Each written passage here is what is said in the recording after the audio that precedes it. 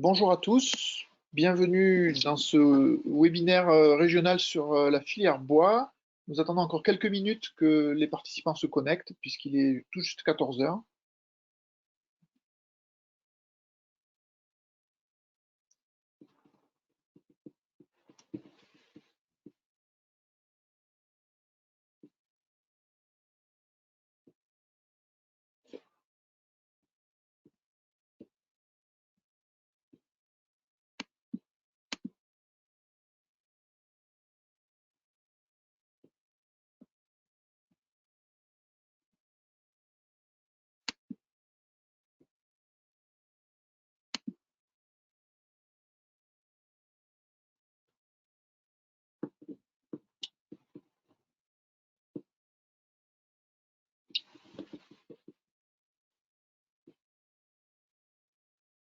Encore 1 ou 2 minutes.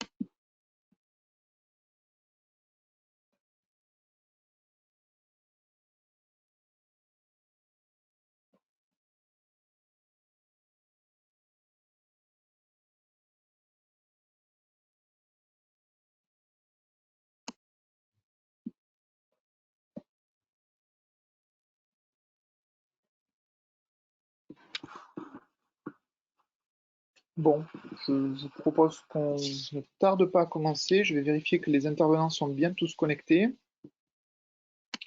Évidemment, je les invite à allumer leur caméra pour qu'on puisse tous se voir. Voilà, bienvenue Monsieur Labarthe, je vous vois. Donc, je pense que nous sommes tous en place pour commencer cette réunion.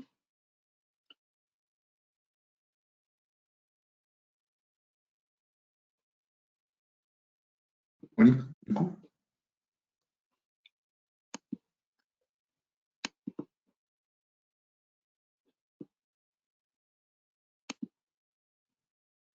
Et donc, bonjour à tous. Je suis Sébastien Oziol. Je suis coordonnateur du secteur Massif Central pour l'agence SADOC. Et c'est moi qui vais juste vous accueillir pour ensuite donner la parole aux intervenants de cette table ronde régionale sur la filière forêt-bois en Occitanie. Quelques petites consignes avant de commencer. Vous avez en tant que participant accès à un panneau de configuration qui ne vous permet pas d'activer votre caméra, mais qui vous permet de poser des questions écrites qui seront restituées par les modérateurs en fin de webinaire vers 15 heures. Le webinaire est enregistré, donc si certaines personnes ne souhaitent pas le faire savoir, qu'elles nous l'indiquent par message, mais de toute manière, leur image ne sera pas utilisée puisque les caméras ne sont pas actives et on ne verra pas leur participation de toute manière non plus de façon écrite. À partir de 15h15, comme vous le savez, vous allez basculer dans des tables rondes départementales. Des liens sont accessibles dans le panneau de configuration aussi, dans un petit document à télécharger, un PDF, sur lequel vous pourrez cliquer et vous orienter vers la table ronde de votre département ou du département auquel vous avez choisi de participer.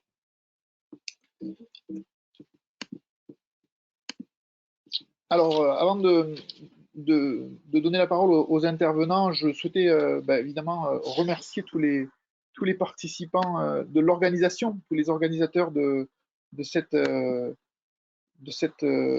table ronde. Voilà, vous les voyez à l'écran, là, je pense.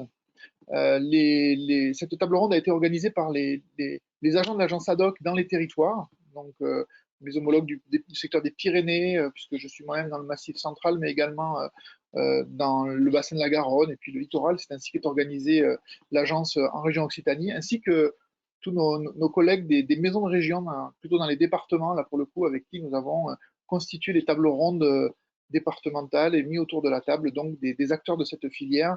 Donc vous pourrez échanger avec eux dans la deuxième partie de cet après-midi et poser des questions aux intervenants, comme je vous l'ai indiqué, autour de 15 heures. Cette demi-journée a été organisée aussi avec Fibois. Donc je remercie Evelyne Nguyen qui est là et qui va prendre la parole en premier pour le temps qu'elle a passé avec nous, déjà à nous sensibiliser nous-mêmes et puis à nous aider à monter cet après-midi.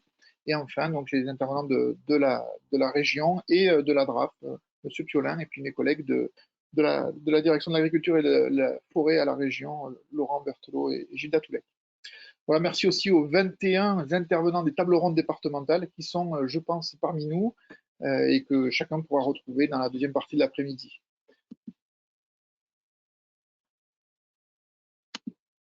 Voilà, je vous remets le diaporama normalement.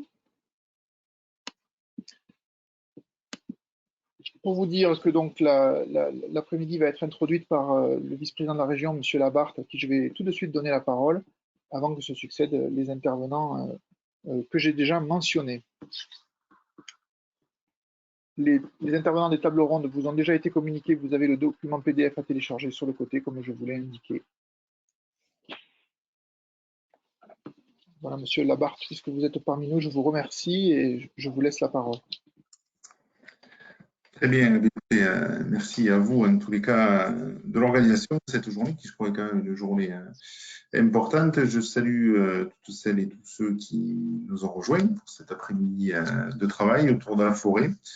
C'est assez rare pour être souligné qu'on soit aussi nombreux. Finalement, la technique évoluant, ça nous permet aussi de pouvoir finalement avoir un bon maillage d'ailleurs territorial des réunions qui vont se tenir cet après-midi.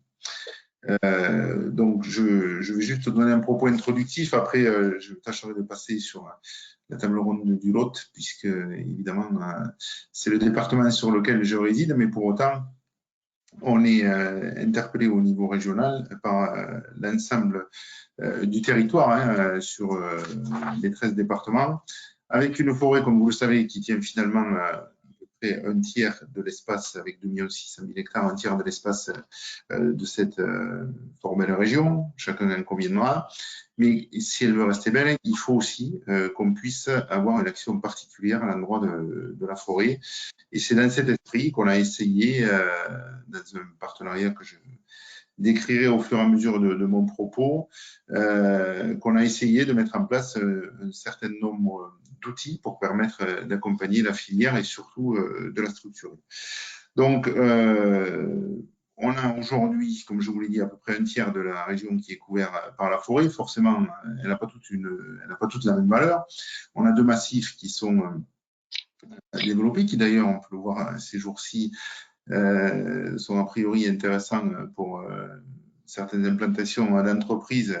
D'un côté, c'est heureux parce qu'on souffrait a priori de ne pas avoir un regard suffisamment professionnel sur notre territoire, mais d'un autre côté, je vois aussi que ça suscite beaucoup d'inquiétude de la part des acteurs, mais aussi finalement de la part des habitants de cette région. Donc, il faut qu'on arrive à pouvoir garder les bonnes proportions par rapport à l'exploitation. C'est une évidence par rapport au sujet aussi de plantation, d'entretien et de vie, tout simplement, de la forêt, parce que au-delà du fait d'être importante dans l'aspect économique et des filières et la filière dans toute sa splendeur, elle a aussi, vous le savez toutes et tous, un rôle essentiel en ce que j'appelle moi en production de biens publics, parce que on a tous plaisir à s'y promener, à la regarder de près, de loin. Elle a aussi beaucoup de vertus environnementales, la forêt. Donc tout ça doit être considéré au même moment où est-ce qu'on décide de ce que doit devenir la forêt sur notre territoire régional. On est d'ailleurs la deuxième région en termes de surface de forêt, donc ça n'est quand même Paris. Voilà, tout ça m'amène à dire qu'on a aussi une filière qui est existante, qui s'est structurée depuis un certain nombre d'années. C'est quand même 20 000 emplois qui sont portés à travers cette filière. C'est 6 000 entreprises qui ont aussi finalement l'intérêt de mailler la quasi-totalité du territoire, avec évidemment des endroits où est-ce que la concentration est plus ou moins forte, mais en tous les cas présente partout. La filière sur l'amont, sur l'aval, sur des productions assez classiques, sur des productions à valeur ajoutée, à forte valeur ajoutée pour certains. Pour autant, la balance économique reste quand même négative. Et ce qu'on peut regretter, c'est que sur la deuxième ou troisième transformation et tout ce qui concerne la valeur ajoutée, on a encore du mal à pouvoir conserver ou accueillir des entreprises sur notre territoire. C'est d'ailleurs une des principales raisons pour laquelle notre balance commerciale sur le sujet du bois est finalement assez déséquilibrée. Donc là, on a un travail à mener, on est parfaitement conscient, et donc l'idée qu'on poursuit depuis un petit moment, c'était aussi, je crois, le sujet qui était porté par les deux ex-régions. En tous les cas, moi, je vais me concentrer sur ce qu'on a fait sur la dernière mandature avec la région Occitanie, avec l'ensemble des partenaires que je souhaite citer aussi, bien sûr la DRAF, bien sûr l'ADEME, mais aussi l'interprofession qui est en pleine structuration, et on y a beaucoup travaillé, et moi je remercie en tous les cas tous ceux qui consacrent beaucoup d'énergie parce que c'est une nécessité de pouvoir être structuré à ce niveau-là. Donc nous, on a poursuivi cet objectif qui, je crois, est finalement assez partagé, en identifiant quelques enjeux qui sont essentiels et qui remontent du monde de l'entreprise, mais aussi du monde de tous les gestionnaires de la forêt et du bois, avec un besoin de structuration, un besoin d'investissement qui nous ont été remontés. Également, cette question quand même de chaîne de valeur qu'il faut arriver à pouvoir continuer à construire. Je vous l'ai dit par rapport à la balance commerciale, mais c'est aussi l'intérêt. Il y a des sujets autour de marques ou de choses comme ça, mais il y a aussi tout ce qui doit constituer la chaîne de valeur de cette filière qui doit encore poursuivre sa construction pour, je l'espère, le plus tôt possible, être aboutie. Il y a quand même la question de la productivité qui, elle aussi, se pose, si on veut garder des acteurs importants. Donc, voilà tous les sujets qu'on a en tête, qu'on a réussi à travailler dans les dispositifs qu'on a pu proposer. Tout ça en considérant évidemment que, personne ne le dira non plus, on est probablement la région française la plus exposée au sujet du réchauffement climatique, et la forêt est très impactée par cette question-là. Donc, il faut aussi qu'on l'ait à l'esprit. Ce sont des facteurs qui sont très influençants par rapport à de la gestion de long, voire de très long terme, comme on a l'habitude de le faire en forêt. C'est des questions qui se posent aussi sur tout le sujet du renouvellement de nos boisements et de leur peuplement. Donc, je vous demande aussi de véritablement l'avoir à l'esprit parce que malheureusement, on est très impacté, et encore une fois, la région la plus impactée par rapport au changement climatique. Je ne m'étale pas non plus, mais vous savez comme moi qu'il y a aussi des sujets sur certains départements, mais finalement, sur tous les départements, sur certains plus que d'autres, qui sont liés à l'incendie. Et là aussi, on doit l'avoir à l'esprit par rapport à une gestion qui puisse permettre de minimiser les risques sur ce sujet-là. Je crois que c'est véritablement important.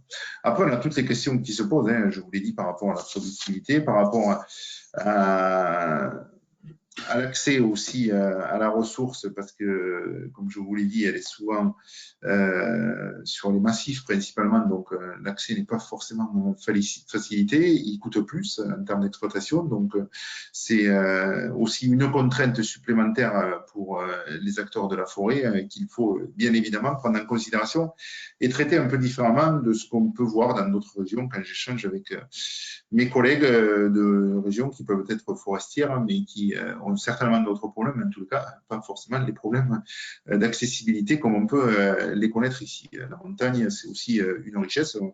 D'ailleurs, la région Occitanie y a consacré un parlement, hein, c'est pas pour rien. Moi, je suis d'abord issu d'une zone de montagne, mais très convaincu par tous les bénéfices que peut apporter la montagne, mais elle a aussi quelques inconvénients, et celui-là en fait bien partie. Je vous l'ai dit aussi dans mon propos introductif, le citoyen est très intéressé par le sujet de la forêt, très interpellé à chaque fois qu'il y a ce qu'on peut appeler une coupe rase, enfin, en tous les cas des exploitations. Donc ça, il nous faut le prendre en considération. Vous voyez aussi les sujets qui peuvent être portés par rapport à l'installation d'entreprises, que ce soit finalement d'un côté comme de l'autre. Quand je dis d'un côté comme de l'autre, c'est entre les Pyrénées et le Massif central, mais je vois finalement que les sujets sont parfois, deviennent vite conflictuels par rapport à cette question-là. Donc, l'intérêt pour nous que de porter encore une fois des actions à long terme, mais aussi de pouvoir avoir un regard sur lequel nous nous posons avec l'État, avec tous les partenaires, l'interprofession bien sûr, mais avec l'ensemble des partenaires pour avoir une vision de long terme et une vision aussi qui ne soit pas erronée parce que on voit ça et là, évidemment, quelques citations qui ne sont qu'approximatives parfois. Je juge absolument pas, hein, mais il faut faire attention. Donc nous, on est là pour porter en fait des documents cadres, des stratégies qui peuvent permettre à l'écosystème de pouvoir se mettre en place et se développer, de pouvoir aussi maintenir les emplois. Et vous savez ce qui est devenu, ce qui était déjà en région Occitanie le sujet de l'emploi. Malheureusement, la crise qu'on traverse elle nous ramène aussi face à certaines réalités. On a la chance sur la question de la forêt d'avoir de la ressource. Alors, je pense qu'on ne s'en est jamais autant rendu compte que ces dernières années. C'est une chance, mais il faut aussi savoir mettre autour de ce facteur chance les bons outils, les bonnes clés pour pouvoir maximiser en fait les emplois qui tournent autour de cette ressource locale, parce qu'elle est quand même délocalisable, on le voit, hein, il y a quelques beaux arbres et quelques belles grumes qui vont se faire traiter ailleurs. Donc, c'est tous ces sujets sur lesquels il faut qu'on réfléchisse. Et la réunion qui est les webinaires qui sont proposés aujourd'hui doivent nous permettre aussi de creuser un certain nombre de sujets sur ces questions.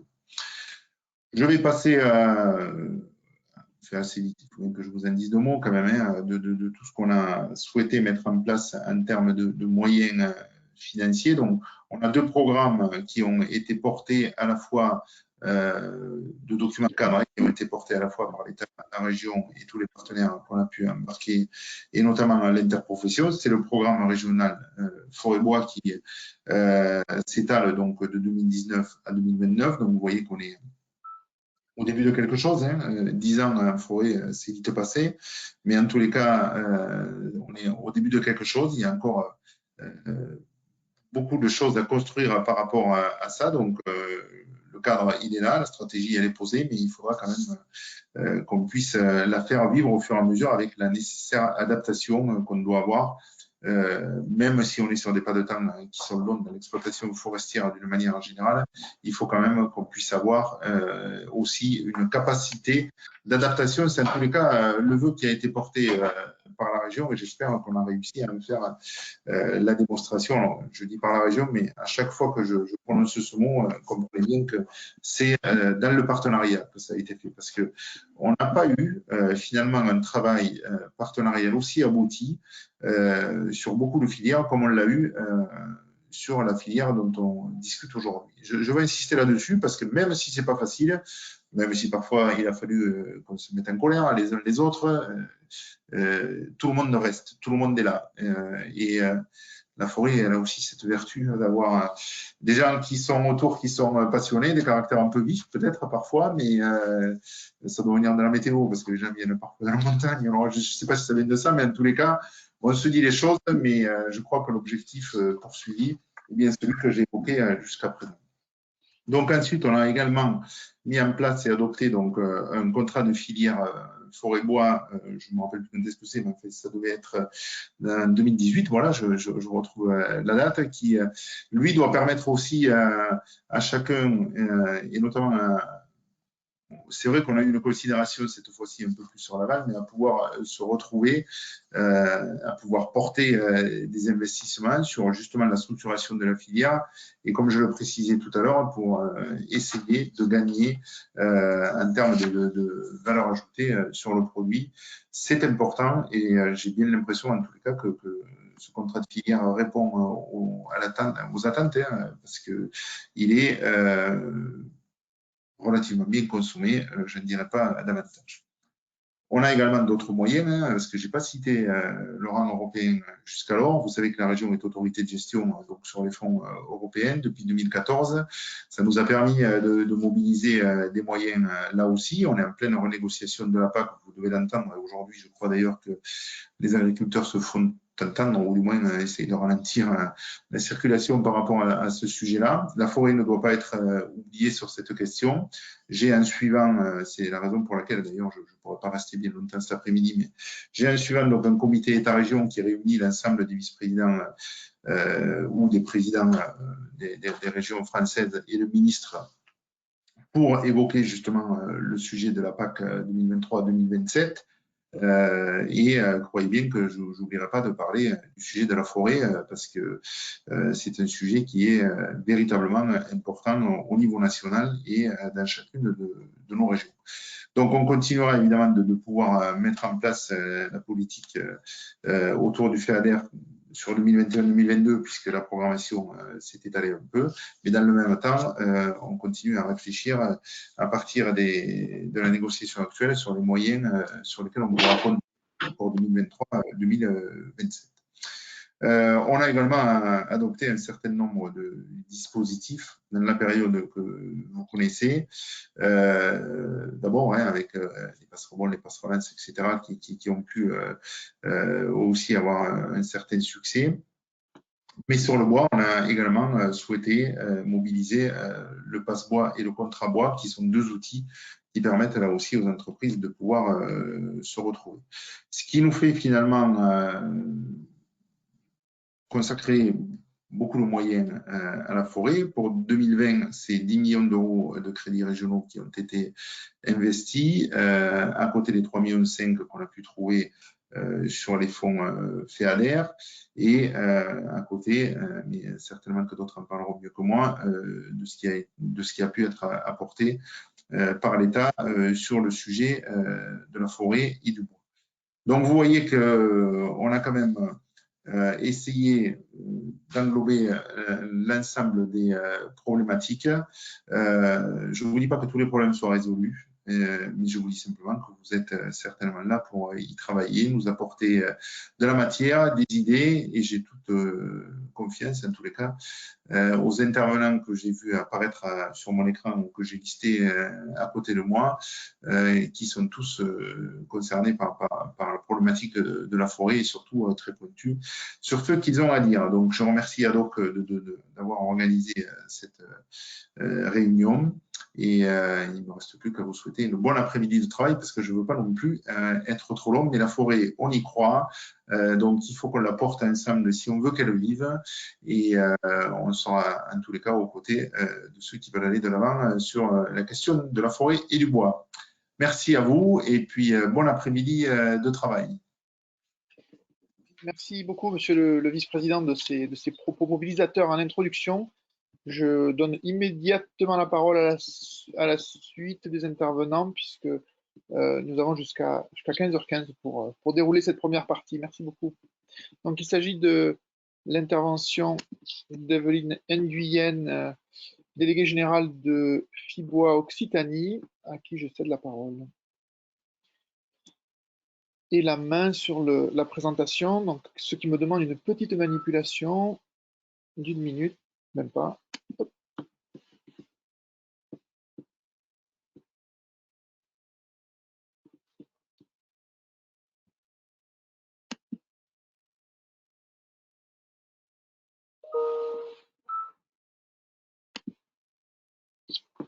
Evelyne, tu as la main.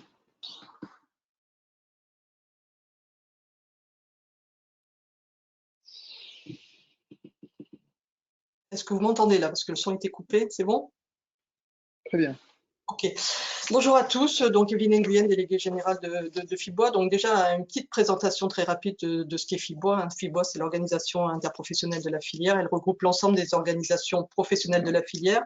Et elle a cette spécificité en Occitanie de permettre aussi à des entreprises d'adhérer à titre individuel et de pouvoir contribuer donc à la dynamique de filière au travers les actions d'interprofession. FIBOA travaille aussi donc avec des partenaires techniques et des partenaires financiers. Et donc, dans les partenaires techniques, dans les partenaires financiers, pardon, on a l'État, la région, l'ADEME et l'Europe qui accompagnent le développement de la filière. Alors, du coup, voilà. Donc, alors, FIBOA Occitanie, c'est avant tout un lieu d'échange et de concertation. Notre objectif, c'est de fédérer les différents acteurs de la filière, de faire en sorte que voilà, chaque secteur ne tire pas dans son sens, de faire en sorte qu'on puisse aussi se regrouper pour accompagner la structuration de la filière et relever les défis économiques, environnementaux et sociétaux qui sont portés par notre filière.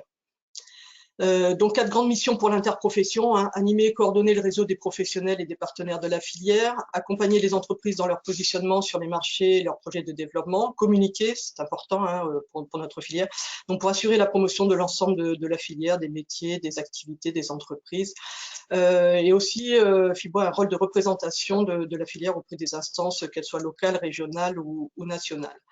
Alors, qu'est-ce que la filière forêt-bois? On l'a dit, il y a différents secteurs, la forêt, la transformation, la fabrication, la mise en œuvre. Et l'objectif, c'est de créer du lien entre ces différents secteurs et faire en sorte que les bois qui poussent en région soient transformés en région et utilisés par les entreprises régionales. Alors, souvent, on utilise le mot de structuration. Tout le monde dit, oui, il faut structurer la filière forêt-bois. Il faut reconnaître que c'est un vrai casse-tête. J'y reviendrai dans mon propos, c'est compliqué. On n'est pas forcément sur les mêmes échelles de temps. Il y a des enjeux financiers importants. Donc, c'est pas si facile que ça de structurer la filière bois et on s'y attache depuis un certain nombre d'années. Donc, quelques rappels sur ce qu'est la filière forêt-bois. Elle est surtout porteuse d'enjeux économiques. On le voit, il y a différents secteurs. Il y a la forêt, la récolte, la transformation et il y a les différents marchés. Donc, il y a une grande diversité de marchés, la construction, l'aménagement, la chimie verte, les papiers, panneaux, l'emballage et puis le bois énergie. Donc voilà, alors quelques chiffres de la filière. Alors je vous ai mis les données, mais je ne vais pas toutes vous les présenter. Ce qui est important de retenir, ça a été dit en introduction, l'Occitanie est la deuxième région forestière de France. Mais au niveau de la récolte, on n'est qu'en 5e position et au niveau de la transformation, on est en 7e position. Donc voilà, il y a un potentiel, il y a une ressource, mais aujourd'hui, en termes de récolte et de transformation des bois en région et de valorisation dans les différents marchés, on est un peu en dessous et donc il y a du potentiel à développer. En termes d'emploi et d'établissements, donc on est à 5800 établissements. Bon, on s'aperçoit que le poids est assez faible au niveau de l'Occitanie, puisque ça représente à peine 1% des établissements d'Occitanie. On a un chiffre d'affaires qui tourne autour de 2,6 milliards d'euros. Donc, c'est pas non plus un poids économique essentiel dans l'économie régionale. Et ce qui est important de voir aussi, c'est que 4 établissements sur 10 sont en zone de massif et que 51% des établissements sont situés dans une commune rurale. Donc les principaux secteurs là au niveau des entreprises, c'est la construction de bois, on a le sillage et la transformation du bois, et on a aussi tout ce qui touche à la récolte. C'est là où on trouve les principales entreprises de la filière.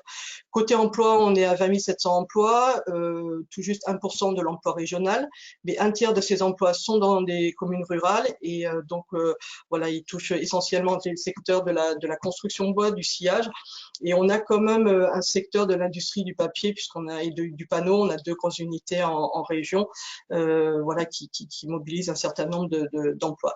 Donc, ce qu'il faut retenir, c'est qu'on est sur des emplois locaux, non délocalisables. Si la ressource peut être délocalisable, les emplois ne sont pas forcément dès lors qu'ils sont liés aux activités de récolte et de transformation. Ces activités représentent des derniers pôles dans les territoires ruraux, et de ce côté-là, le poids de la filière est important parce qu'il contribue donc à l'équilibre des territoires. Du coup, là, j'ai perdu la main sur voilà, hop, ça réapparaît. Donc, on a dit une filière voilà, porteuse d'enjeux économiques, mais aussi porteuse d'enjeux environnementaux forts. On le sait, bon, de par la photosynthèse, La forêt séquestre le CO2, enfin l'arbre séquestre le CO2 lors de sa croissance. Les forêts ont un rôle de protection contre les risques naturels.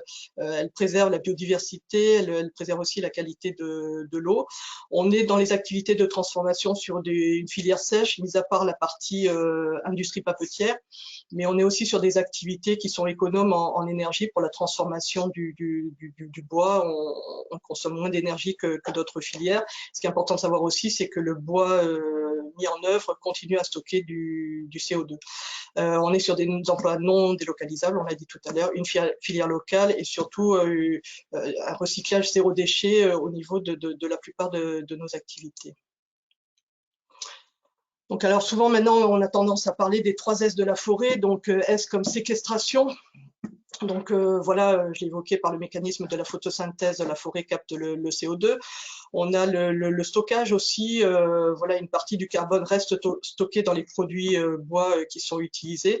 Et on a aussi le principe de substitution, donc l'utilisation du bois construction ou du bois énergie permet d'éviter le recours à d'autres matériaux plus énergivores en énergie fossile. Donc voilà, on parle de bois, enfin de carbone stocké, mais aussi de carbone évité donc dans le cas des activités de la transformation du bois. Ce qui est important aussi de voir, c'est qu'on essaye au maximum, hein, on l'a vu tout à l'heure, de valoriser les sous-produits. Alors, c'est pas forcément les déchets, mais les sous-produits de la filière. Donc, au moment de l'exploitation, tout ce qui est les rémanents, les déchets de la filière bois sont, enfin de la forêt, pardon, sont valorisés sous forme d'énergie ou de panneaux, etc. Au niveau de la transformation aussi, on essaye de valoriser au maximum les sous-produits. Et pareil, après, dans la mise en œuvre du bâtiment, mais aussi dans la démolition des bâtiments, on est capable de récupérer ces matériaux et de les transformer pour qu'ils soient valorisés sous forme de bois énergie. Là aussi, sur la valorisation optimale des produits et sous-produits de l'arbre, hein, vous le voyez ici, donc sur un arbre, on a différentes catégories de bois. On a une partie bois d'œuvre qui est essentiellement destinée au secteur de la construction, de l'emballage. On a ensuite la partie bois d'industrie qui va plutôt servir à l'industrie papetière et de panneaux. Et après, on a une qualité de bois qui est donc plutôt destinée au bois énergie. Donc voilà, une volonté de valoriser au maximum les différentes catégories sur un même bois. Et après, au niveau du bois d'œuvre qui est transformé dans les unités de sciage, on le voit ici hein, sur une bille. On a différents produits. On a les produits qui vont servir à la construction, mais on a aussi tous les sous-produits, donc les dosses et délignures qui vont servir plutôt à la pâte à papier au panneau. On a l'écorce qui peut servir pour l'énergie et le compost, et on a les sciures qui vont servir pour le panneau et l'énergie. Donc voilà une valorisation maximale du produit. Donc des enjeux environnementaux forts, sous réserve qu'on soit dans un cycle de gestion durable des forêts, c'est quelque chose d'important. Aujourd'hui, le forestier plante, il entretient, il récolte, mais il replante derrière. Donc ça, c'est important. Aujourd'hui, il y a différents dispositifs qui existent pour accompagner les propriétaires, que ce soit à travers des fonds publics ou des fonds privés, pour donc accompagner le propriétaire et l'aider dans ses actions de reboisement. Donc ça, c'est important. Et c'est important aussi de s'inscrire dans le cadre d'une dynamique de gestion durable des forêts. Il existe aujourd'hui différents types de certifications. La plus connue, notamment sur la France, c'est PEFC, mais vous avez aussi FSC. Donc là aussi, il y a des voies de progrès pour la filière. En Occitanie, on est seulement à 18,4% des forêts qui sont certifiées PEFC. Mais bon, il y a une dynamique qui devrait permettre de faire évoluer ces pourcentages. Donc voilà un petit peu pour les enjeux à la fois économiques et environnementaux. J'ai pas évoqué les enjeux sociétaux, ça a été dit en introduction. C'est vrai que les populations sont très attachées aux forêts et donc c'est important aussi de l'avoir en tête. Aujourd'hui, c'est la filière bois, c'est quelle évolution? Donc, on sait que la demande mondiale des produits bois, triplera à l'horizon 2050. Uniquement par le fait de l'augmentation de la population. La consommation fait qu'on va avoir une augmentation des produits bois. Mais cette progression pourrait être encore plus forte de par l'évolution des comportements sociétaux. C'est vrai, il y a une sensibilisation des populations aux enjeux environnementaux, une volonté de consommer moins de produits issus de la ressource fossile, plus d'écomatériaux, biomatériaux. Donc tout ça peut là aussi accélérer la demande en produits bois. Donc on le voit, hein, les changements technologiques évoluent très rapidement, les changements sociétaux aussi. Mais par contre, ce qu'il faut voir, et c'est là la difficulté qu'on a dans la structuration de notre filière, c'est que la croissance des arbres, elle n'est pas du tout dans la même dynamique que l'évolution des autres changements. Donc du coup, là se pose la question justement des conséquences voilà, des évolutions technologiques et numériques hein, par rapport à notre filière. On sait que les modes productifs vont évoluer et donc il faudra voir comment nos entreprises aujourd'hui sont en capacité d'adapter leur appareil productif pour répondre à ces besoins. Et c'est important de voir aussi comment la ressource forestière pourra s'adapter aux process industriels qui vont évoluer rapidement alors que bon, les arbres poussent lentement. Et c'est là tout le paradoxe de notre filière qui a des évolutions différenciées. On le voit sur le schéma, on a une forêt, on est sur un horizon de 50 à 100 ans. L'industrie, elle évolue sur une période de 10 ans et par contre, les marchés, eux, évoluent très rapidement. Ils sont aujourd'hui mondialisés, ils peuvent en moins d'un an voilà, changer et évoluer. On le verra à la fin de mon propos, notamment par rapport à la crise Covid. Donc voilà, donc si on revient à la question de la structuration de la filière, c'est vrai que plusieurs modèles ont été essayés. On avait commencé par travailler il y a des dizaines d'années sur le pilotage par l'amont forestier, donc en oubliant probablement les demandes de l'industrie et des marchés. Donc l'attelage n'a pas avancé, la filière n'a pas su se développer. On a essayé aussi le pilotage par l'industrie, donc en imposant des produits au marché. Alors ça répond à un certain niveau, mais ça reste insuffisant. Donc là aujourd'hui, on est parti plutôt sur un développement par l'aval de la filière, par les marchés, donc en étant à l'écoute des marchés, en adaptant voilà la production aux besoins des marchés. Donc là, on constate que la filière se développe, l'attelage avance, mais ça ne peut fonctionner que sous réserve que les marchés s'approvisionnent en région, parce que si vous dynamisez les marchés sans vous préoccuper de l'origine des bois, de s'assurer que ce sont bien des bois issus de la région, on travaille pour rien dans le cadre du développement d'une filière régionale. Et se pose aussi la question d'être trop à l'écoute des marchés et de ne pas trouver des voies de valorisation pour la ressource forestière. Donc ça, ce sont des principes à intégrer dans le cadre de la structuration de la filière. Donc aujourd'hui, pour accompagner la structuration de la filière, il y a nécessité d'avoir une approche combinée, à la fois une approche marché, mais aussi une approche valorisation de la ressource.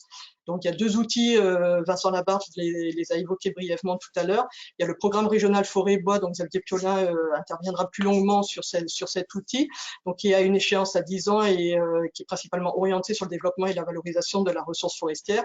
Et ensuite, il y a le contrat de filière, donc qui a été signé par l'État, l'ADEME, la région et l'interprofession, et qui a une échéance beaucoup plus courte de 3 ans. Il y a 13 actions qui avaient été identifiées, et là, on est sur des actions principalement orientées vers le soutien au secteur de la transformation et le développement des marchés pour répondre à ces ambitions de structuration de la filière.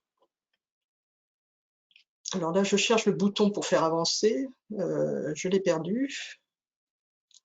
Voilà, merci Sébastien.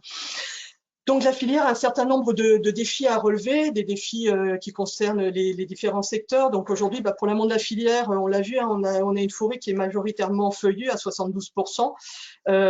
Donc alors qu'on a une demande des marchés qui est plutôt orientée vers des produits résineux, notamment dans le secteur de la construction.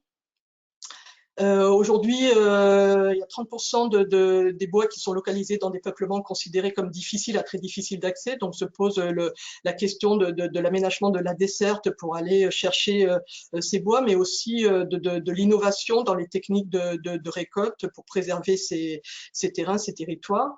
On a les 2/3 des bois qui se trouvent en forêt privée. Donc on sait que cette forêt se caractérise par un morcellement de la propriété et des difficultés à mobiliser les propriétaires, donc des difficultés à massifier l'offre pour les transformateurs. On a aussi la question de l'état sanitaire des forêts. C'est préoccupant pour certaines essences, donc un état sanitaire qui se dégrade en raison de la sécheresse et des attaques d'insectes. On le voit dans le Grand Est avec les attaques des scolites, donc qui posent vraiment problème et qui nécessitent voilà, de faire des coupes d'arbres assez importantes pour éviter que ces insectes se propagent. Et enfin, il y a l'adaptation des forêts au changement climatique. On le voit sur ces cartes qui ont été réalisées par l'INRA.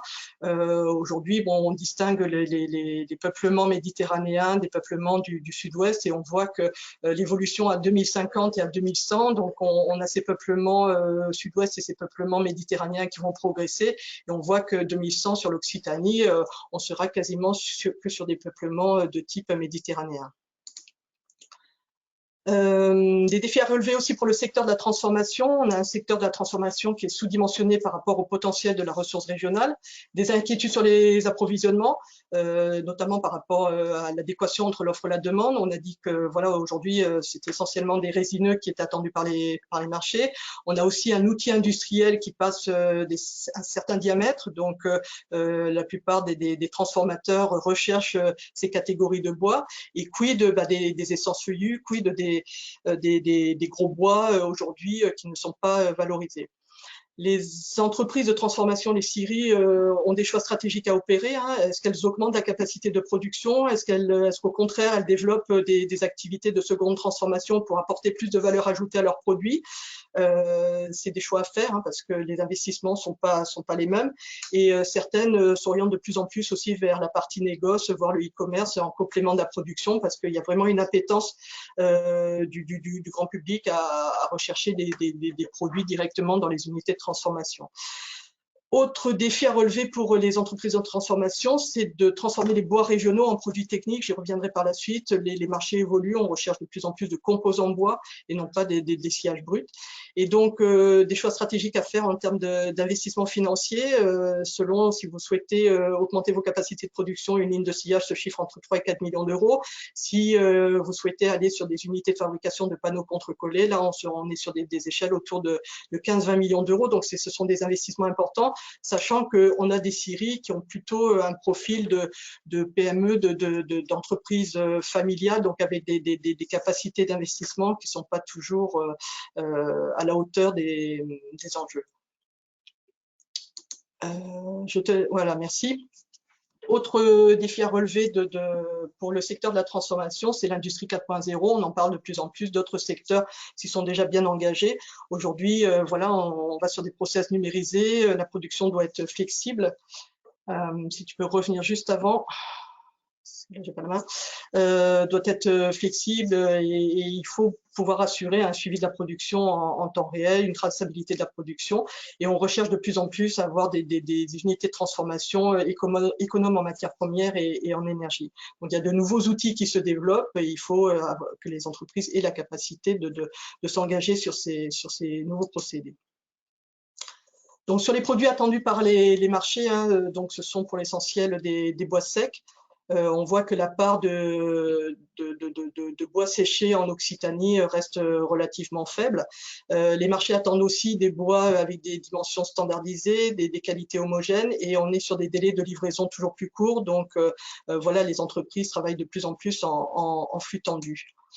Je vous le disais tout à l'heure, on va de plus en plus sur des composants bois. Le secteur de la construction recherche des bois massifs reconstitués. Donc pour gagner en épaisseur, pour gagner en longueur, on est sur des bois massifs aboutés.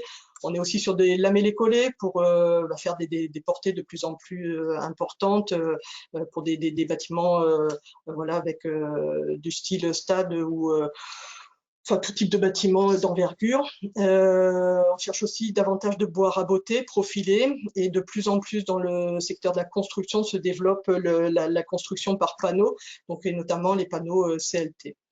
Donc voilà aujourd'hui les produits attendus par les marchés. Donc ça concerne essentiellement le secteur de la transformation. Au niveau du secteur de la construction, je vous ai mis des cartes. L'idée c'était pas que vous regardiez dans le détail, mais c'était juste pour vous dire que le marché de l'extension de la surélévation, marché du logement collectif, marché de la maison individuelle ou encore marché du logement bois plus généralement, on s'aperçoit que systématiquement l'Occitanie, de par la couleur vert clair, a des parts relativement faibles. Donc aujourd'hui, il y a un potentiel de développement par rapport à d'autres régions et il faut combler ce retard. On est dans une région où c'est vrai qu'il y a une tradition de béton. Il faut que le bois puisse trouver sa place dans le secteur de la construction.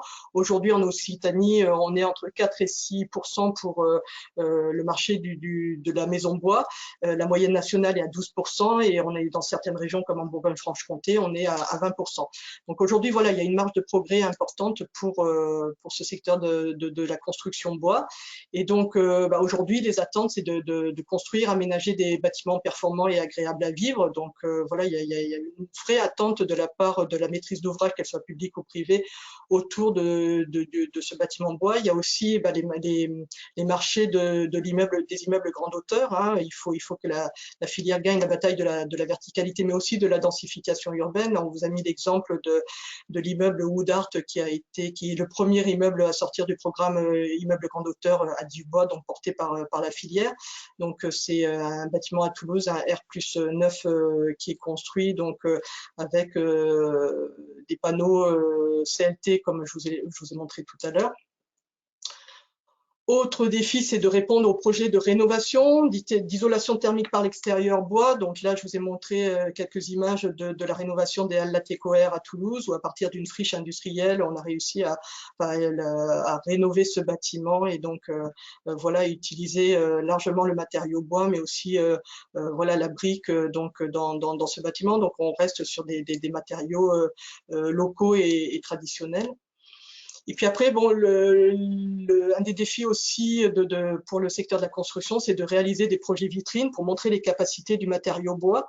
Il y a des possibilités architecturales très importantes avec ce matériau qu'on n'a pas forcément avec d'autres matériaux. Donc, il faut aussi mettre ça en avant et que nos entreprises, se forment à ces nouvelles techniques et puissent répondre, voilà, aux projets des architectes. Enfin, il faut aussi que voilà, le secteur de la construction bois s'ouvre à de nouveaux marchés. On parle de plus en plus de l'habitat flottant. Il y a des projets, enfin déjà, il y a des marchés qui ont été passés du côté de Gruissant. Donc là aussi, pour gagner l'aménagement sur les avant-ports, là, il y a cette possibilité que le bois puisse se positionner sur ces types d'habitat flottants. Donc voilà un petit peu les défis qui sont à relever pour le secteur de la construction, mais il y a d'autres défis à relever aussi pour d'autres secteurs de la filière, notamment le bois énergie. Aujourd'hui, c'était essentiellement le travail de développement de chaudières collectives qui prévalait. Maintenant, il y a d'autres segments à prospecter, notamment des chaudières de taille plus conséquente et travailler peut-être aussi avec les autres filières industrielles à la fois pour la production de chaleur et le process énergie. Il y a aussi le secteur de la chimie verte, on en parle de plus en plus. Il y a des projets qui se montent autour de la pyrogazéification à partir de la biomasse, la production de biocarburants à partir de la biomasse aussi, et puis de la cosmétologie, donc à partir d'extraction de molécules. Voilà, donc du potentiel sur la valorisation du bois sous différentes formes. Un enjeu important, c'est la nouvelle RE 2020, réglementation environnementale, qui va remplacer la RT 2012. Les objectifs de cette RE 2020 pour le secteur de la construction, c'est vraiment la lutte contre le réchauffement climatique avec 3 axes. Donc, diminuer l'empreinte carbone des bâtiments, améliorer leur performance énergétique et garantir aux usagers un logement adapté au réchauffement climatique, et notamment sur la question du confort d'été. Donc aujourd'hui, par le biais de cette RE 2020, il y a une place importante qui est accordée aux matériaux biosourcés et notamment au bois. Avec cette RE 2020, il y aura une prise en compte de l'analyse du cycle de vie du bâtiment et le choix des produits de construction et des équipements du bâtiment seront essentiels pour respecter le seuil minimal d'émissions de gaz à effet de serre. Donc il y a vraiment un challenge important pour la filière bois pour répondre à cette RE 2020. moi, je crois beaucoup à la mixité des matériaux. On ne va pas passer du tout béton au tout bois. Donc là aussi, la filière bois doit s'ouvrir aux autres filières et notamment à la filière béton et trouver voilà, des moyens de commencer à mieux travailler sur la mixité des matériaux, sur le principe du bon matériau au bon endroit. Tout à l'heure, je l'ai évoqué rapidement, mais il y avait le bâtiment Wood Art. Donc voilà, il y a eu de la mixité de matériaux avec du béton, du métal et du bois. Et c'est peut-être ça aujourd'hui l'avenir aussi de la construction avant de passer au tout bois. Juste pour finir, je voulais vous faire un petit point conjoncture parce que c'est vrai qu'on entend beaucoup on a beaucoup de retours des professionnels qui ne comprennent pas pourquoi aujourd'hui il y a pénurie et hausse des prix sur les produits bois semi-finis, notamment dans le secteur de la construction. Hein, ils sont face à des hausses de prix importants. Ce qu'il faut savoir, c'est qu'aujourd'hui, en lien avec la crise Covid, il y a eu un ralentissement de la production qui a été mondiale. Il y a des chaînes de production et des chaînes de logistique qui ont été perturbées. Cette pénurie concerne toutes les filières, hein, la plasturgie, les métaux, on ne trouve plus d'adjuvants pour les bétons, il y a aussi toute la problématique des composants électroniques. Donc voilà, il y a une vraie déstabilisation aujourd'hui de la production. Et concernant les produits bois, on est face à une évolution de la demande mondiale. On a une très très forte demande du marché américain aujourd'hui, donc qui fait suite à un ralentissement des relations commerciales avec le Canada, donc sous la politique Trump, et la mise en place aussi du plan de relance de 1 900 milliards de dollars, donc de la politique Biden. Et c'est vrai que ce plan de relance génère des niveaux de consommation jamais atteints depuis de nombreuses années. Donc la demande est très forte et c'est vrai que les producteurs européens se repositionnent sur ce marché nord-américain. Et du coup, traditionnellement, les Allemands, les Autrichiens qui fournissaient une partie des bois qui étaient utilisés en France vont approvisionner le marché américain et du coup ne sont plus présents sur le marché européen. Donc la demande est forte aussi sur le marché européen. En France, ça s'accompagne d'une très forte demande des marchés intérieurs, notamment avec le confinement. C'est vrai que les gens ont souhaité améliorer leur intérieur. Donc on a vu une très forte augmentation des dépenses liées aux équipements et aménagements de la maison. Hein. Je crois que sur la période Covid, là, on est à plus 20%.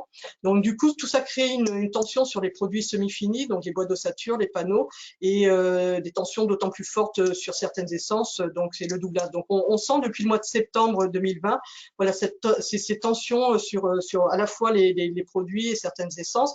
Maintenant, les bois blancs aussi sont concernés par cette tension.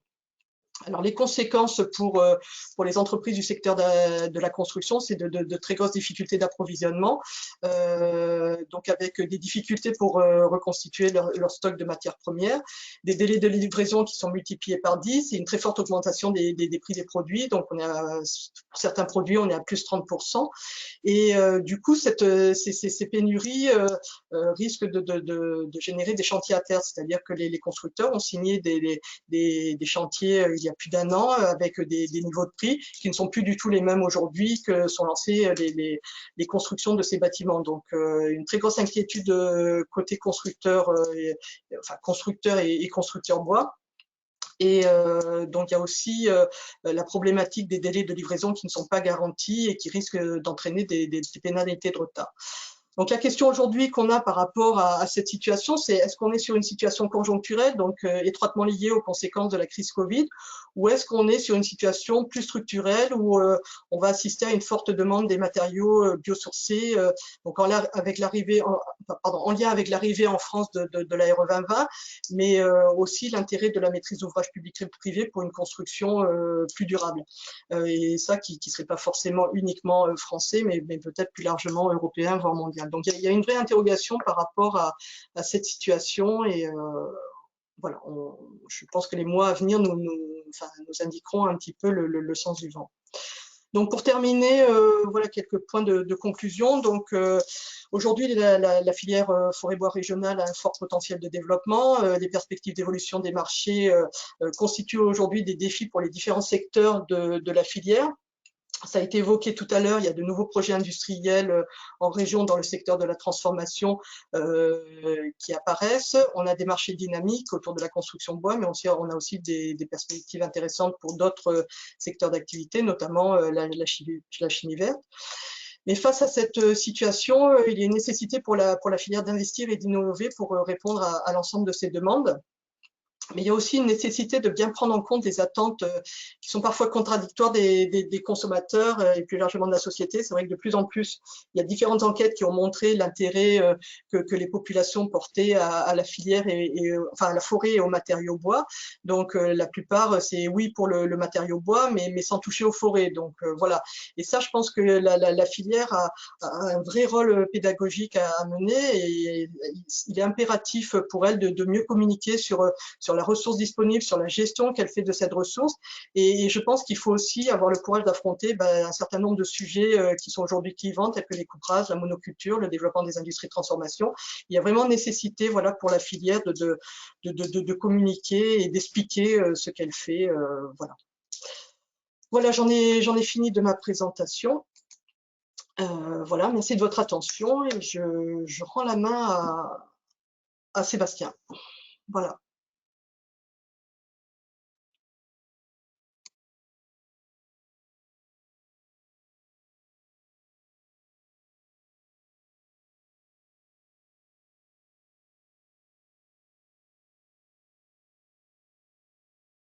Je sais plus, moi j'ai plus personne, je sais pas si ça continue ou pas. Oui, ça continue, mais je me demande s'il n'y a pas eu un petit souci de déconnexion de certains. Donc, on l'a laissé se reconnecter. D'accord, ok.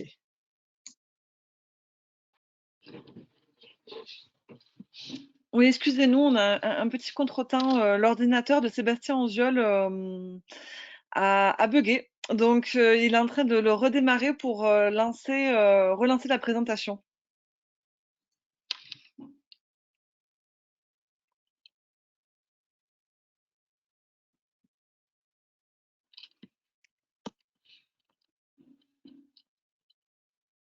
Peut-être en profiter pour vous rappeler si vous avez des questions, parce qu'on voit que certains participants lèvent la main. Donc, si vous avez des questions, n'hésitez pas à les poser directement dans le chat, s'il vous plaît. Merci.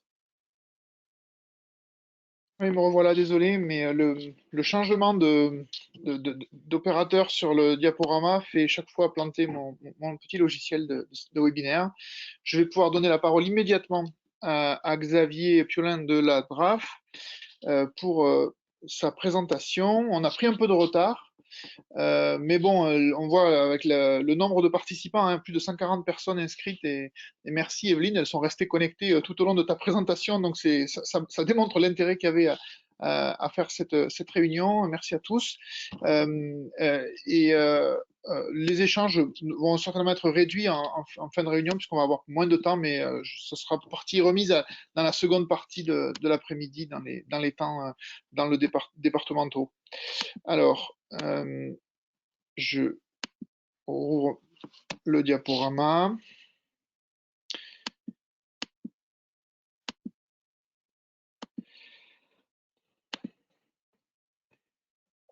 Ah oui, ça me demande de refaire quelques manipulations.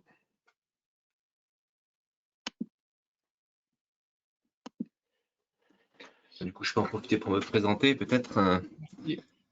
Xavier Piolin, donc chef du service régional de la Direction régionale de l'alimentation, de l'agriculture et de la forêt. C'est la représentation régionale du ministère de l'Agriculture et de l'Alimentation. J'ai fait une première diapo pour me présenter et présenter quels sont les services de l'État. Parce qu'au niveau régional, c'est la DRAF. Au niveau départemental, vos interlocuteurs, ce sont les directions départementales des territoires et de la mer pour celles qui ont une façade maritime.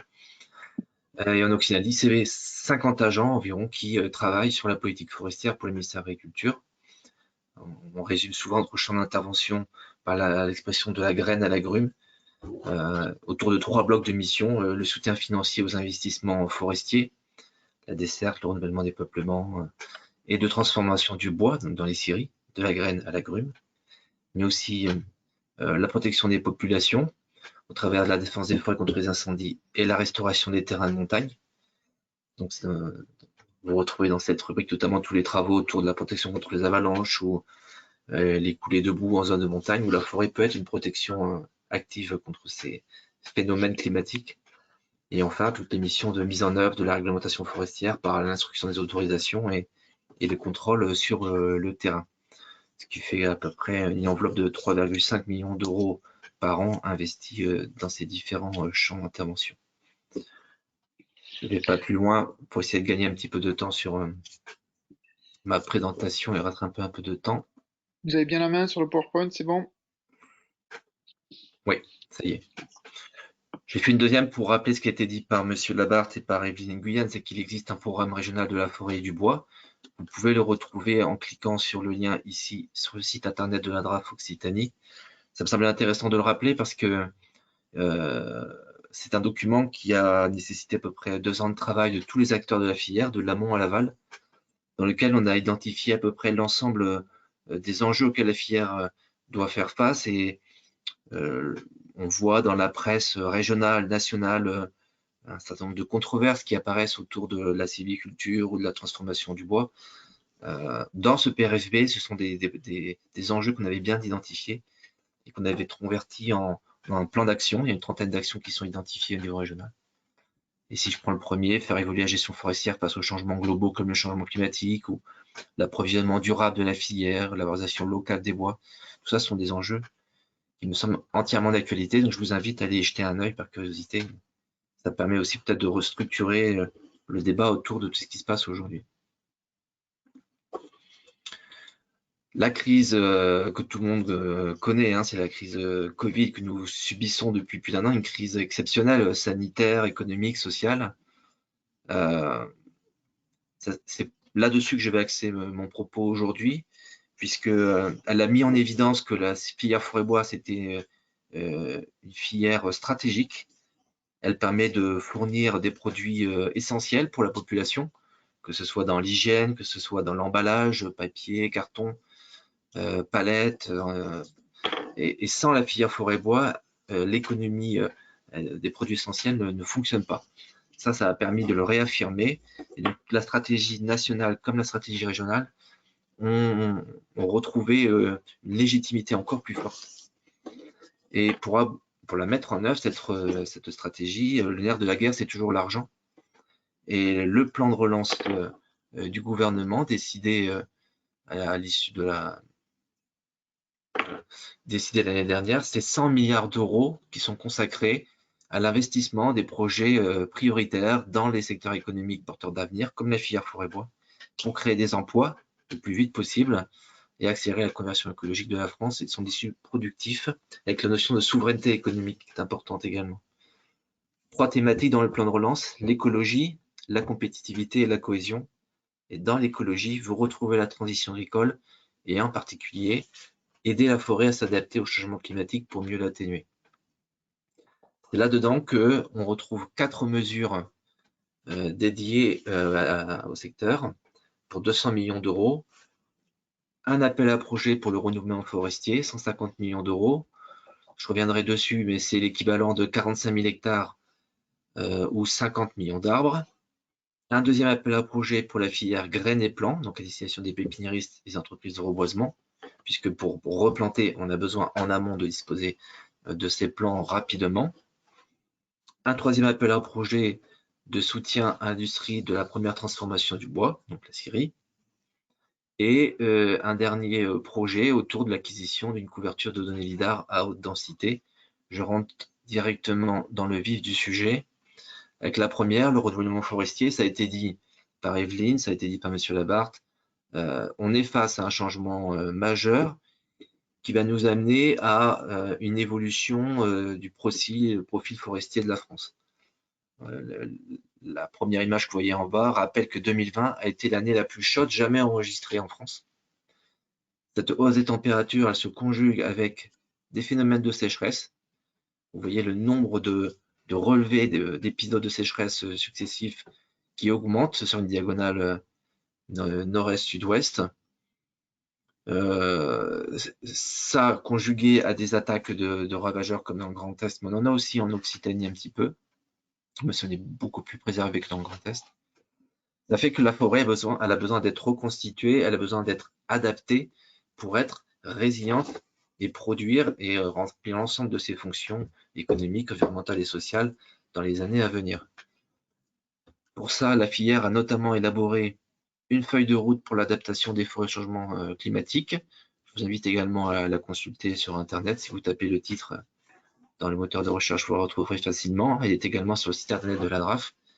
On parle des essences de demain, on parle de la façon de planter, de gérer la forêt avec une plus grande mixité, un plus grand mélange dans les structures, dans les essences. La mesure renouvellement forestier, elle a été engagée en début d'année avec une première étape qui était un appel à manifestation d'intérêt qui visait à regrouper les candidatures pour des dossiers de renouvellement. Il y a eu 35 lauréats au niveau national, dont 11 qui concernent l'Occitanie. Et c'est environ 1400 hectares qui ont ainsi été retenus pour 4 millions d'euros d'aide en Occitanie dans le cadre de cet appel à projet. Ça, c'est la première partie, donc les structures de regroupement des dossiers. Et en complément, chaque propriétaire, accompagné par un gestionnaire forestier professionnel, peut déposer un dossier également pour répondre à un projet de renouvellement forestier. Il peut pour cela se connecter sur la plateforme connexion.cartologie.fr avec un dépôt en ligne de son dossier qui est ensuite instruit par les DDTM, le dépôt pouvant se faire jusqu'à la fin de l'année au 31 décembre 2021. Et vous avez ici le lien également vers cet appel à projet. Les peuplements qui sont éligibles dans cet appel à projet sont soit des peuplements sinistrés, c'est-à-dire pour lesquels il y a déjà plus de 20% de mortalité sur l'essence objectif. L'aide monte à 80% des travaux. Ça concerne également les peuplements dits inadaptés, où les mortalités sont soit en cours, mais font moins de 20%, soit sont prévisibles à l'appui d'un diagnostic qui aura été fait, diagnostic sylvicole par un professionnel. Donc une aide de 60% pour le renouvellement ou l'adaptation ou l'amélioration du peuplement.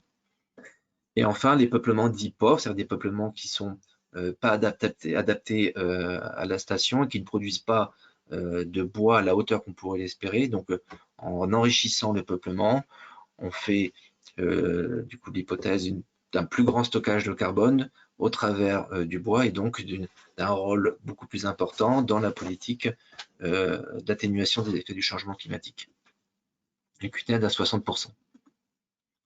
Pour ces trois peuplements, il y a 4 types d'opérations qui sont prévues, soit la transformation ou la conversion par plantation en plein, après coopération à terrain nu, soit la transformation par plantation en enrichissement dans un peuplement en place, soit des travaux sylvicoles qui favorisent une ou plusieurs essences objectives d'avenir avec des opérations de dépressage, d'étourage ou en régénération naturelle, et enfin la mise en place d'une régénération naturelle maîtrisée par un travail en faveur d'une essence différente. Je ne rentre pas dans le détail. Les travaux qui sont finançables dans le cadre de cet appel à projet couvrent l'ensemble des prestations techniques. Je prends l'exemple des travaux préparatoires à la régénate, l'achat, la mise en place des plans, mais aussi la protection contre les dégâts de gibier, la maîtrise d'œuvre des travaux. Il y a une liste exhaustive de ces interventions dans l'appel à projet que vous pourrez retrouver. Le financement se fait sur devis facture, c'était un peu la méthode habituelle. Ce qui est nouveau, c'est qu'on a créé au niveau national un barème pour les travaux de plantation. L'avantage du barème, c'est que c'est une simplification pour le porteur de projet. Il a simplement à retrouver son itinéraire, il a en face un montant fixe sans avoir à présenter plusieurs devis ou factures. J'en profite pour rappeler que les essences forestières qui peuvent être utilisées dans le cadre de reboisement si on fait appel aux aides de l'État, qui couvrent également le champ des aides fiscales, doivent respecter à la fois l'arrêté régional MFR, matériel forestier de reproduction, sur les essences, sur les provenances, mais aussi l'arrêté régional densité. Ils ont été modifiés le 20 décembre 2020 et ils sont accessibles depuis cette adresse sur le site internet de la DRAF Occitanie. Et ces éléments doivent être établis en conformité avec un diagnostic stationnel pour chaque projet.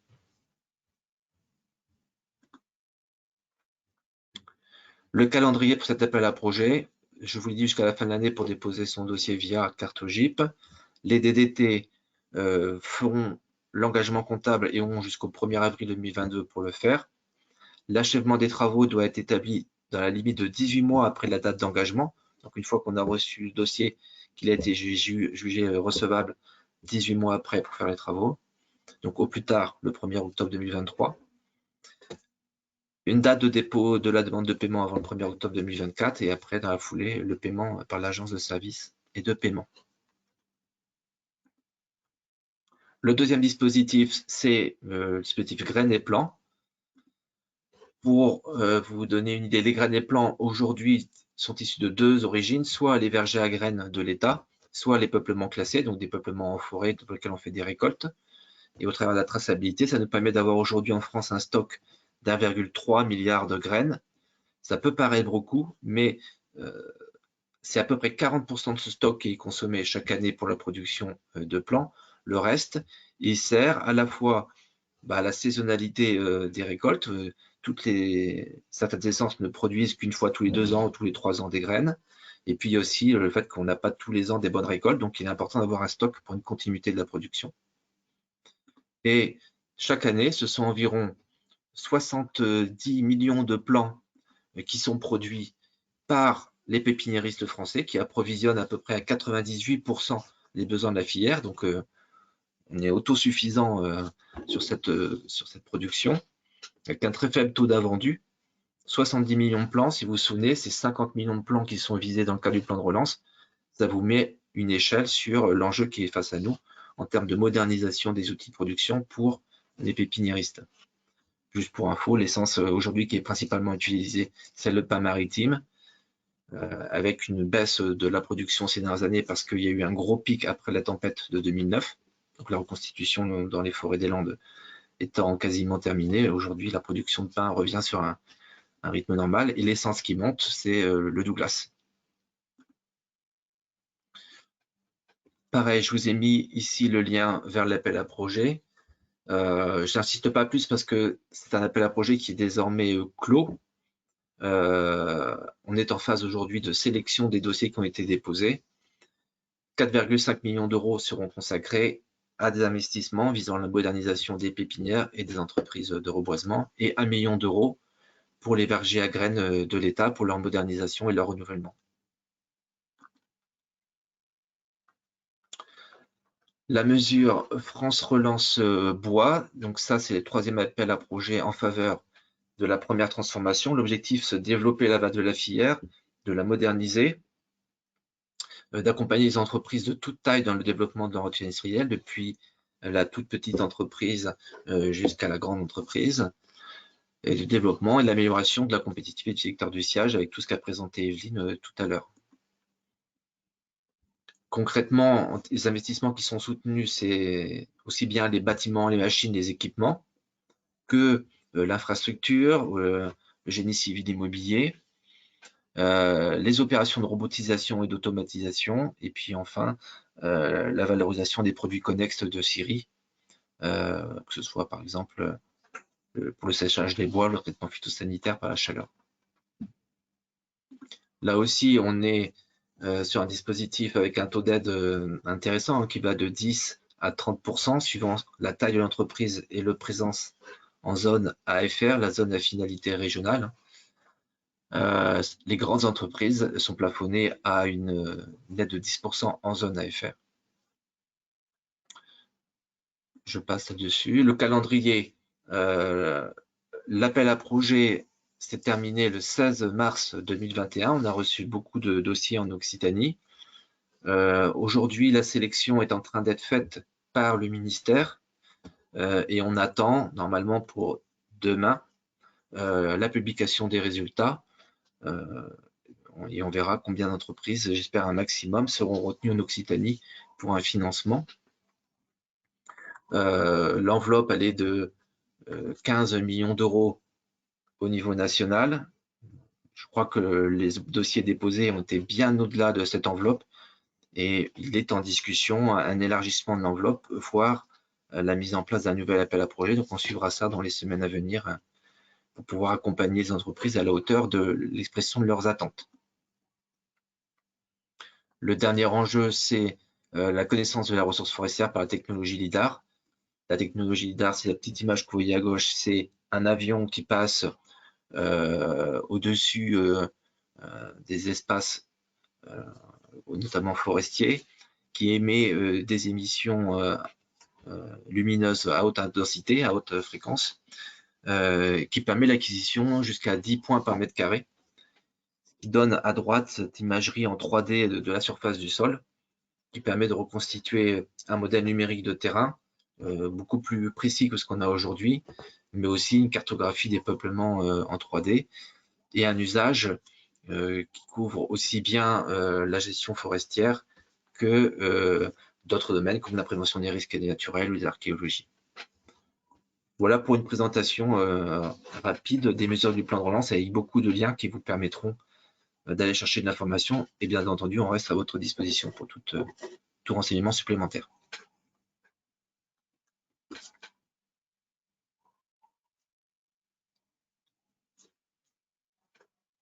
Merci Xavier. On va enchaîner avec la présentation des services de la région Occitanie, Laurent Berthelot et Gilda Toulek.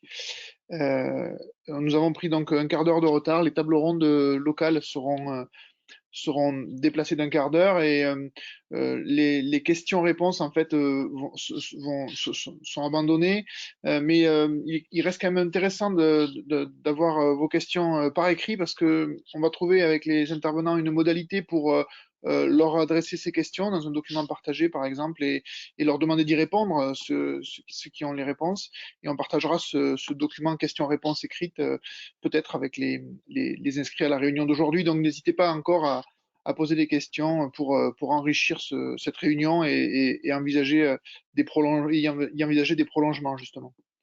Laurent, je pense que tu as la main. Non, je te la donne, oui, ainsi qu'à Gilda pour votre partie. Merci. Merci. Laurent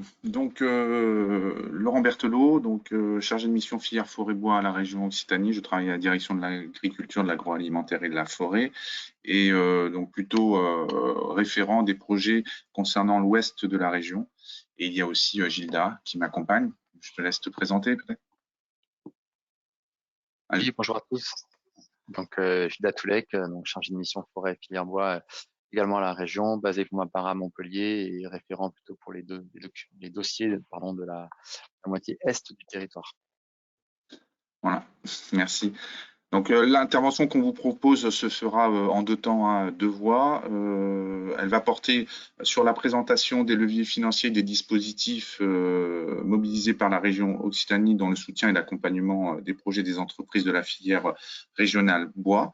Je précise ça pour dire qu'il s'agit de présenter dans ce diaporama que les axes d'intervention qui relèvent du champ de compétences et de mission de la direction de l'agriculture et de la forêt, et donc de s'orienter plutôt vers les sujets économiques qui nous concernaient aujourd'hui spécifiquement au travers de ce webinaire. C'est-à-dire que ne seront pas présentés, par exemple, tout ce qui concerne le volet transition énergétique avec le bois énergie ou encore les actions en matière de préservation des milieux et de la biodiversité qui sont portées par nos collègues de la direction de l'environnement.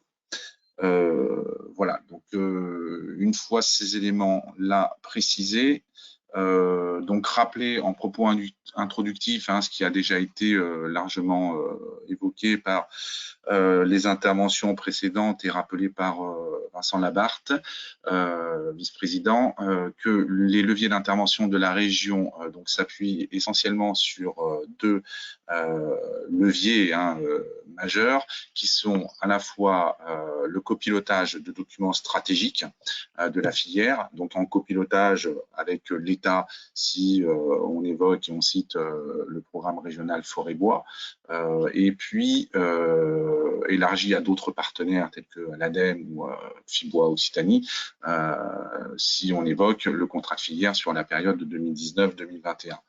Je ne vais pas re-rentrer dans la présentation de ces documents qui ont déjà été largement cité, compte tenu aussi du retard que l'on a pris.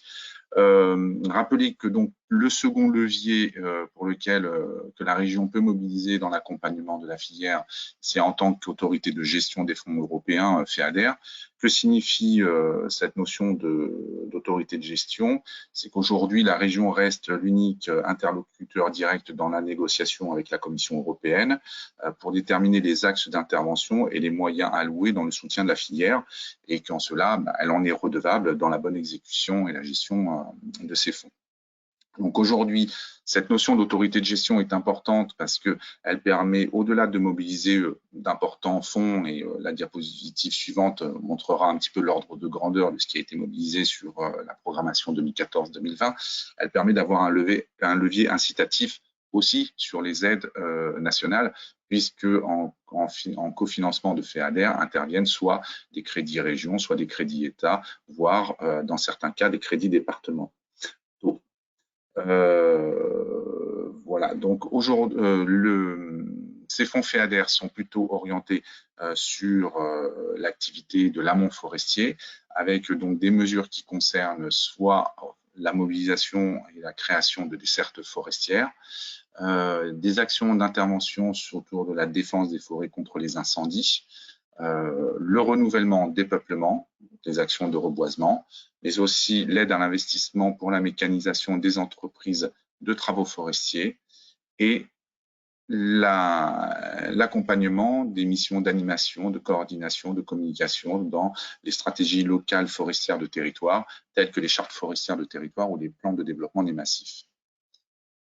Et mentionner aussi le rôle de la région sur la participation aux travaux de la construction de la PAC post-2022, c'est-à-dire le prochain programme de développement rural qui sera donc du coup à l'échelle de l'Occitanie et dans le prolongement des deux programmes précédents qui ont cours de 2014 jusqu'en 2020, prolongés pour les années de transition jusqu'en 2022.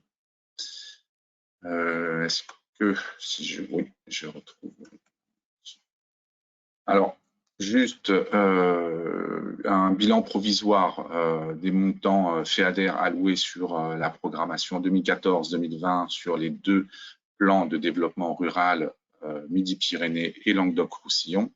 On ne va pas rentrer dans le détail de ces chiffres, simplement donc pour la bonne compréhension, ce qui est en brun représente la totalité des fonds qui ont été mobilisés sur chaque axe d'intervention que sont la desserte, la DFCI, le reboisement ou la mécanisation, l'aide à la mécanisation pour l'investissement de l'amont forestier, et la partie en orangé et la contribution à la totalité de ces fonds de la programmation annuelle 2020, c'est-à-dire en gros représente ce que pèse globalement une année classique de programmation dans cette enveloppe globale des 6 années de programme.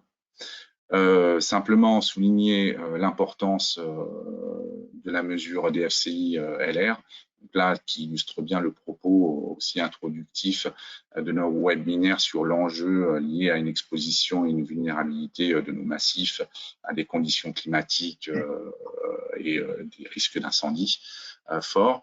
Donc, avec 6 millions d'euros de crédits mobilisés, donc quasiment 30% des 22 millions d'euros au total mobilisés sur les deux programmes de développement rural. Puis en deuxième position arrive la desserte forestière qui pèse pour 6,3 millions d'euros dans la totalité de ces fonds, puis la reconstitution reboisement qui pèse pour 5 millions d'euros, avec donc des niveaux de consommation qui sont relativement comparables entre l'Est et l'Ouest de la région sur ces deux dernières mesures que sont la desserte ou encore la mécanisation pour l'aide à l'investissement forestier.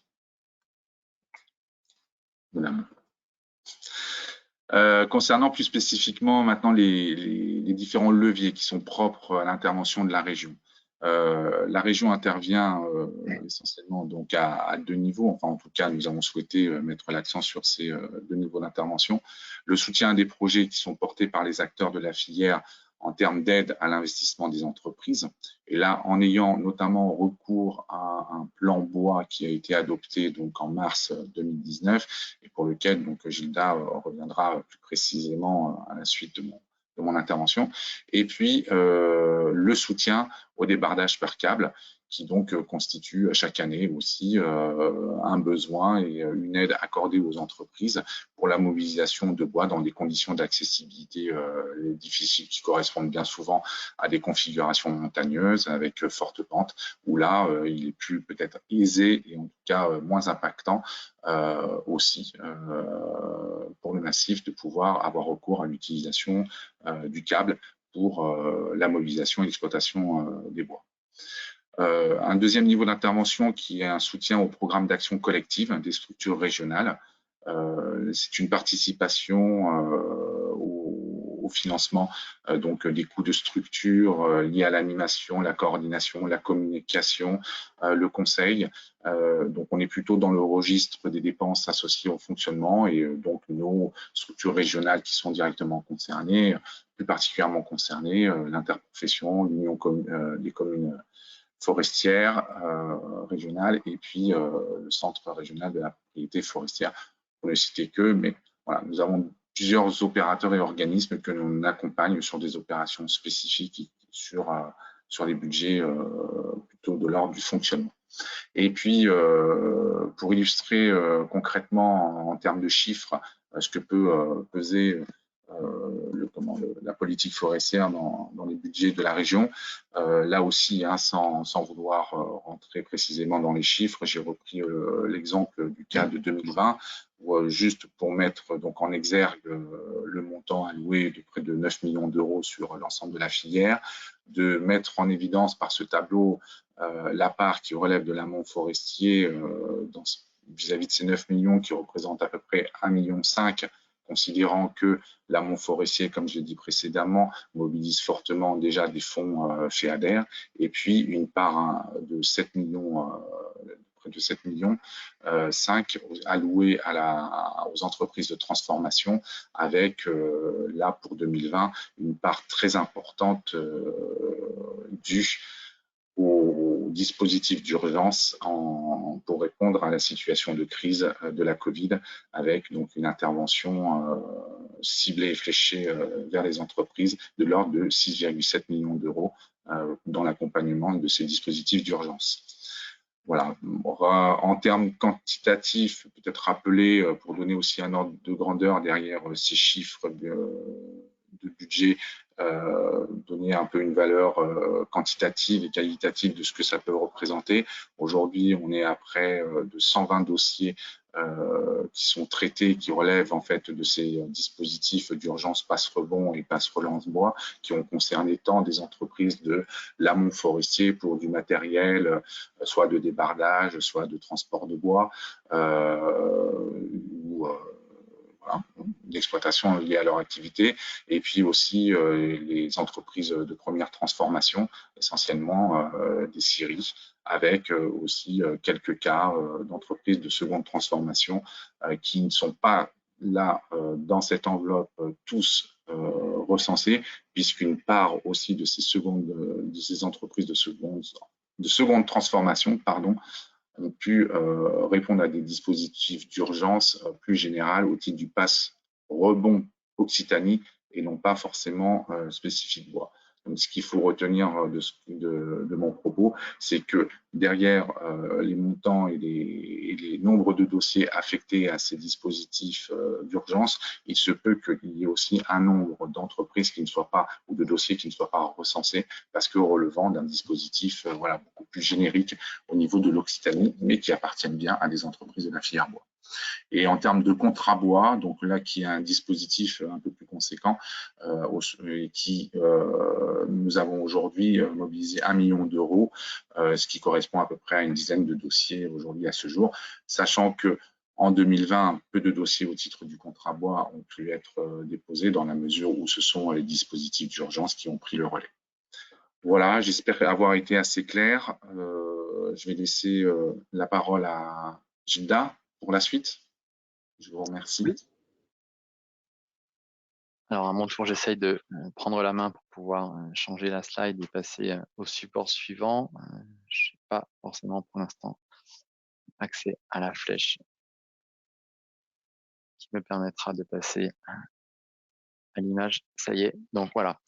En quelques mots, pour ne pas retarder trop le passage aux tables rondes départementales, quelques éléments sur ce qui a été adopté comme sous la terminologie du plan bois régional, validé en mars 2019 et qui comportait notamment la création de ces deux nouveaux outils destinés à soutenir les projets d'investissement de la filière forêt-bois en particulier, puisque voilà, les entreprises de la filière ont accès à un certain nombre d'autres outils génériques sur des dépenses non spécifiques, par exemple des aides sur la gestion ressources humaines, l'innovation, l'export, donc tout un panel d'aides existantes déjà accessibles mais non spécifiques bois et qui ont été complétées en 2019 par le pass bois et le contrat bois, sur lequel je vais vous donner quelques informations rapidement, notamment en écho avec ce qui a été dit et leur transformation à titre exceptionnel en 2020 à des terminologies différentes. Donc voilà, le pass bois a été entre mars et fin juillet transformé en passe rebond et de août à décembre en passe relance bois. Voilà, aujourd'hui on est revenu au format classique, au passe bois tel que prévu initialement. Donc voilà, le plan bois c'est bien un dispositif spécifique et on a toujours aujourd'hui ces deux outils en vigueur, avec en particularité pour ce qui est du pass un objectif de réactivité de la réponse à une demande d'aide, un dossier simplifié par rapport à un contexte d'opportunité de marché ou un besoin d'investissement rapide et malgré tout mesuré de la part des entreprises, qui peut donner lieu à une aide plafonnée à 20 000 € d'aide. Donc là, on est sur un taux qui peut être variable, qui peut aller jusqu'à 50% en fonction des dépenses du projet et des dépenses éligibles qui relèvent du petit matériel et qui peuvent aussi comprendre des volets conseils, études en amont d'un projet d'investissement.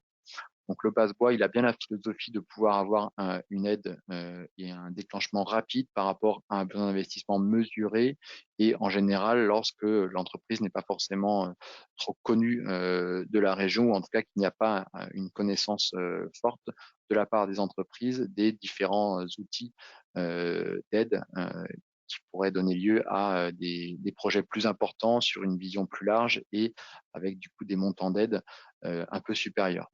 Donc ça, c'est le format un peu boîte à outils réactive. Le complément, c'est ce qui s'appelle le contrat bois, qui lui permet d'accompagner un projet de développement plus large, plus complet, plus global, qui souhaitait souvent sur plusieurs années, notamment pour essayer de donner une dimension plus stratégique et d'encourager les entreprises à se projeter sur leurs investissements nécessaires sur plusieurs années, de globaliser un peu leur démarche et leur stratégie. Cette fois-ci, on peut intégrer dans ce contrat bois une aide en subvention, mais également en avance remboursable, avec des plafonds qui peuvent être bien supérieurs cette fois aux 20 000 € et plutôt liés à des taux d'aide qui seront fixés par les régimes d'aide, donc les cadres réglementaires qui pourront être mobilisés. Donc là, on fixe plus vraiment de taux, mais on est dans une enveloppe d'aide qui est bien supérieure, qui peut aller à plusieurs dizaines ou plusieurs centaines de milliers d'euros en fonction des projets. Et là, cette fois-ci, sur les dépenses éligibles, on retrouve bien sûr la notion d'investissement matériel.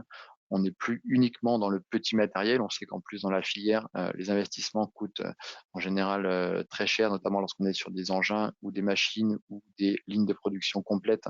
Donc, les investissements matériels comportent souvent des postes très importants. On peut aussi intégrer des dépenses de conseil, d'études, d'ingénierie, mais cette fois-ci aussi d'autres natures de dépenses, notamment des questions d'augmentation du besoin en fonds de roulement et une diversité de dépenses qui peut intéresser aussi les entreprises de la filière dans leurs besoins de financement.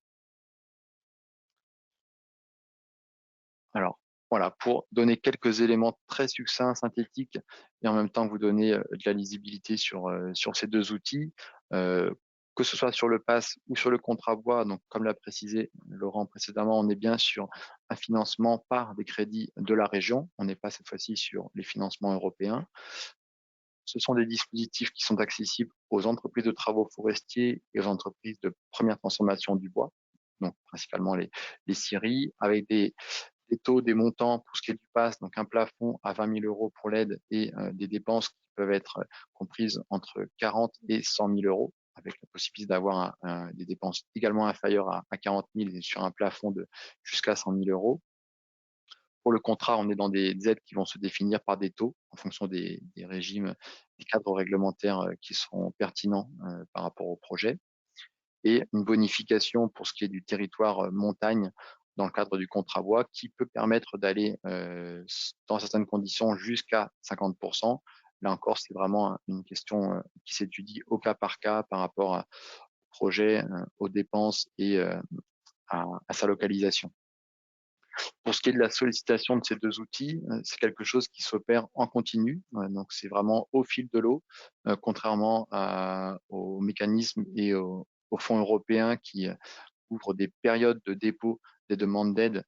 Sur ces deux outils régionaux, il y a une accessibilité des demandes et la possibilité de transmettre ces demandes de subventions de façon continue avec des modalités qu'on détaillera un petit peu après, et avec sur les questions d'éco-conditionnalité, aussi bien pour le PAS que sur le contrat, certaines exigences pas spécifiques à la filière, mais qui sont plutôt génériques à l'intervention régionale et aux aides qui ont été définies, rendues possibles, notamment des exigences sur les engagements en termes de conditions de travail, d'éthique, d'efficacité énergétique et de régularité des entreprises, des choses qui sont assez génériques et pas spécifiques aux besoins, ou en tout cas vis-à-vis des entreprises de la filière bois.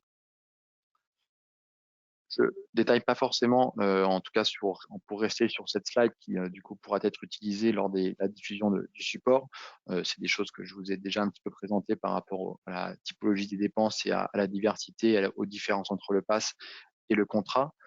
Par contre, voilà, un propos important et un message à faire passer sur l'outil d'accès aux documents qui formalise le plan bois, donc le PAS bois et le contrat bois. Ces deux dispositifs d'aide aux entreprises sont accessibles sur le site hubentreprentre.laregion.fr, qui constitue la plateforme régionale dédiée aux entreprises, à leur information et à l'interface avec les services de la région pour recueillir une information précise sur les dispositifs d'aide, les objectifs, leur cadrage, les bénéficiaires, mais également les formulaires ou les documents de candidature, et qui peut permettre, pour ce qui est du passe-bois, d'accéder à une plateforme de dépôt des demandes qui se fait désormais en dématérialisé, donc uniquement pour le passe-bois, avec la transmission pour ce qui est du contrat bois, pour l'instant toujours d'une transmission des demandes par voie postale et numérique.